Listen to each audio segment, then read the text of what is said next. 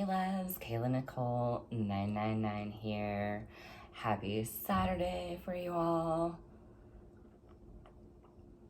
I'm gonna start making some new videos for YouTube. If you can see any of that clutter in the back in my kitchen, this is real life, y'all. I am a messy girl. I hate doing my dishes. I put them off until last, which is a terrible habit that I need to break. But that is part of what we're going to be talking about today. Okay, so many of y'all know me. I'm Kayla Nicole 999 from adult websites. I am a cam girl. If you have a problem with that, you should probably stop watching my videos now. If you're okay with that and non-judgmental, let's move on. Okay, many of y'all know that I tried to do this video series, 90 Days as a Full-Time Cam Girl, and guess what? As many of us often do in life, I failed. Why did I fail? Because I am suffering from severe CPTSD. What is CPTSD? CPTSD is basically just like PTSD. The difference is PTSD is generated from usually one traumatic event. So people in the military who went to war, that is one big, huge traumatic experience. The difference with CPTSD is you have multiple traumatic experiences throughout your life. Many of my traumatic experiences stem from narcissistic abuse. So I'm going to do a new series. It's basically going to be 90 days to recovery from narcissistic abuse. And I'm not necessarily going to be going in depth on the narcissistic abuse part. I have a wonderful woman. Her name is Angie. I am going to link to some of her videos because she does great at explaining what is narcissistic abuse. She gives you all kinds of tips on things that you can do, things that you can look for. And you know what? She did the work. She did the research.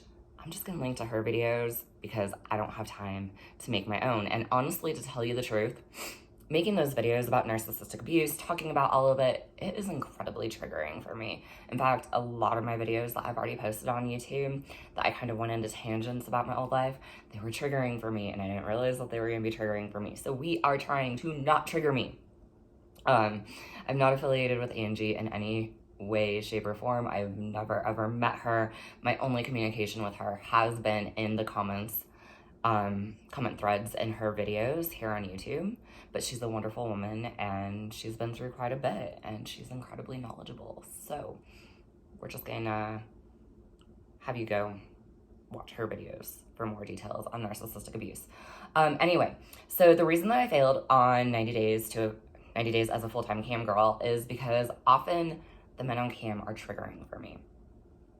And I don't realize when I'm gonna be triggered, right? Like they say something that takes me back into the moment of one of my past sexual assaults, and all of a sudden I'm triggered, and then I can't work cam for like days, okay? So we're taking a break from cam. I'm getting back. I'm not gonna stop. I'm just not ready to be a full-time cam girl yet, and I have to face that. So what we're gonna talk about really is how I've been recovering from my most recent traumatic experience with narcissistic abuse. Many of you don't know my story. I was best friends with this girl for like 13 years. There's like a 2-year break in there where I stopped talking to her, which I should have never reconnected with her, but I did because I'm a nice person and I give way too many chances. And I thought she needed a friend, and boy, oh boy, was I wrong about that. But life is about learning lessons, and I learned a huge lesson from it. Long story short, her and I were friends. I should have cut the relationship with her, friendship, whatever, a long time ago, and I didn't. And I had been crushing on her boyfriend for a really long time, and I didn't want to have romantic feelings for my friend's boyfriend. I mean, who wants to have romantic feelings for their friend's boyfriends? Nobody, right? I never acted on those feelings. I never made a move on him, and then they broke up. And for 2 years, I still didn't make a move on him. I still didn't tell him that I had romantic feelings for him. But we were all still hanging out as friends. He was still friends with her. We were just, it was a group of friends, you know? And life happened, and we drank too much one night, and things happened, and we said it wasn't going to happen again, but things continued to happen. Anyway, when this girl found out, she absolutely lost it. Keep in mind, they had been broken up for 2 full years. Keep in mind, she was engaged to another man to be married. She had moved out of the country when she found out. She wasn't even living out here. However, I have been being stalked and harassed in real life and on social media for 2 full years over falling for this girl's ex-boyfriend who was pursuing me. He left me. All of my friends left me. She tried to destroy my reputation. It's been hell recovering from this. It really has. Like, all of this happened at a time when my life was utterly falling apart. Like, everything that you could imagine could possibly go wrong in a person's life was going wrong at that time when all of this happened to me. Here it is 2 years later. I'm finally not heartbroken over him anymore, thankfully, because, oh my gosh, I was devastated over this guy who left me to remain platonic friends with his ex-girlfriend who attempted to destroy me and who also talked shit about him behind his back. Imagine that. Like, I couldn't get over this guy, even though we weren't talking anymore. And I was, like, crying over this guy for, like, 2 years, which made me feel utterly ridiculous, but it just showed me that I was really in love with him. So anyway, I'm still being harassed on Instagram. Like, I literally just had to archive a good majority of my posts so that people wouldn't have any posts to report. It's utterly ridiculous, and I have no way to prove that it's them. Like, my apartment was unlawfully entered twice. They didn't take anything. They just left signs that they were here. I tried going to the police when that happened, but I had no way to prove that, you know, who had actually been in my apartment. So there really wasn't much I could do. So I got some security equipment for my home. One of the things is it's called Turbo Lock. It's like a locking doorknob. And it's great, but it's also a pain in the ass because it's battery powered. And so, like, last night, my battery in it died, and so now I gotta go remove the entire doorknob to replace the batteries today, and that was not on my list of things to do, but here we are, you know, such is life. It's better to be safe than to have somebody be able to pick my lock and enter my property. Yeah, so anyway, that's on my to-do list of things. I actually have to do that right after I get done with this video, because if I don't do that, then I'm totally locked out of my apartment, and it's just a huge pain in the ass to override. Where was I going? Okay, so yeah, they unlawfully entered my apartment twice. 2 of my cars were vandalized. One of them was keyed all the way down the passenger side while it was sitting in my driveway. They created a bot to attack me on Facebook, which flooded me with thousands upon thousands upon thousands of friends requests. Like, I've been dealing with this shit for 2 years, you guys. This woman is 35 years old, and she's been married since 2018, and she's still harassing me over a man she hasn't even dated. They ended their relationship in the end of, like, 2015, and she's married to somebody else. How ridiculous is that? Well, that's a narcissist for you, okay? It's not only her. She has gotten her friends to harass me too. But most of them do it from fake accounts. There were only a couple that were ignorant enough to actually do it from their own account, and I do have screenshots of what they said. But anyway, we're not going to go into that. I'm trying to move forward. So what do you do for CPTSD? What do you do to recover from narcissistic abuse? It's hell. And I honestly can't tell you how to recover. Like, you're going to have to figure that out on your own. I have been struggling for 2 years to recover. This is not my first experience with narcissistic abuse. My mother is also a narcissist, and I didn't find out until I was 34 years old, and I spent my entire life thinking it was my fault. Talk about depression, talk about anxiety, talk about hating yourself, man. But then when my mom, I'm still not sure why she told me that a psychiatrist once told her that he believes she has NPD. I don't know why she said that to me. Most narcissists would never say that. But then my mom followed with, I just couldn't believe it. I'm the most empathetic and compassionate person I know. And I just had to bite my tongue. Because if I would have said anything, it just wouldn't have been good, okay? So I had to learn to just bite my tongue around these people just to keep the peace. Anyway, long story short, I've gone no contact with my ex-best friend and all of her friends, including the man that I was head over heels in love with. I've gone no contact with my mother. And it's hell. But that is the best thing that you can do when dealing with narcissistic abuse. I understand that some of you don't have the ability to do that, but if you do have the ability to go non-contact, I encourage you to do so for your own healing, for your own good. So yeah, no contact is one way. Therapy.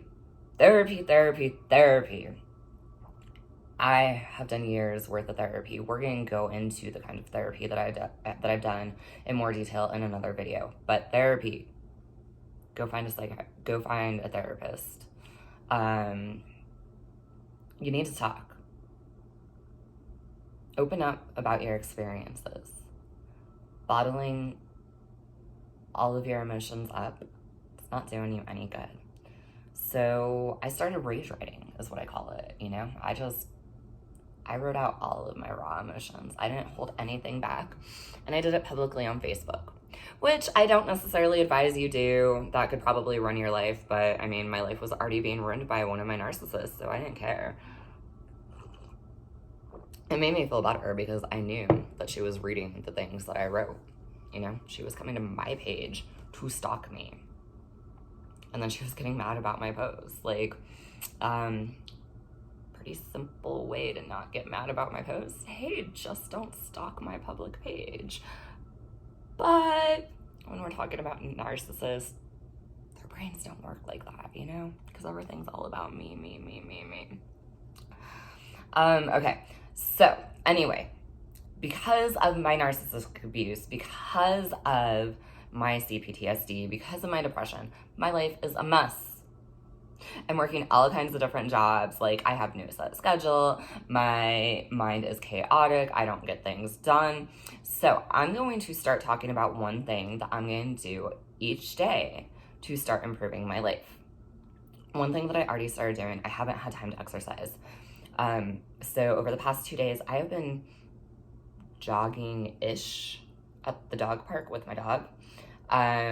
I can't do a full lap. Like, our dog park is more than 2 miles and I'm just not a runner. But, you know, I jog for as long as I can, and then I walk, and then I jog some more, and then I walk, and then I jog some more. So that was the other day's, you know, one step to improve my life. And I'm going to do that consistently until it just becomes a habit. It takes about 21 days to form a habit, you guys. So you just need to keep doing something every day, over and over and over again, until it's habit. Another thing that makes my life incredibly hard is I am a disorganized person. So my one thing to improve my life, starting today, I'm going to start a to-do list. And I am going to write probably 3 things that are the most important things to do today. And I'm going to cross all of those off because, I don't know, your brain like receives some sort of pleasure when you cross things off, when you actually physically cross things off of a to-do list, and it makes it easier to get those things done. There's some research on that I read a long time ago. I don't remember where to find that, but Google is your friend. Okay, so I'm going to start with a to-do list, and one of the things on my to-do list is to change out the batteries in my turbo lock, which I did not plan on doing, but now that is my number 1 priority because I can't get in and out of my apartment if I don't change out that battery. Okay, so step 1, I'm going to advise you, if you are a disorganized mess like me, to start a to-do list. That's the first thing I want you to do.